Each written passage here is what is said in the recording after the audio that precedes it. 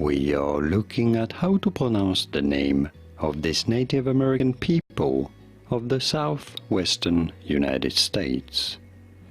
The name itself was given by the Spanish when they arrived in the area. For reference, in Spanish this is normally said as Navajo. Navajo. However, in English, this name is usually pronounced as Navajo. You do want to stress on the first syllable, the na syllable. Navajo. Navajo, Native American people. Did you get it? Let me know in the comments. Navajo.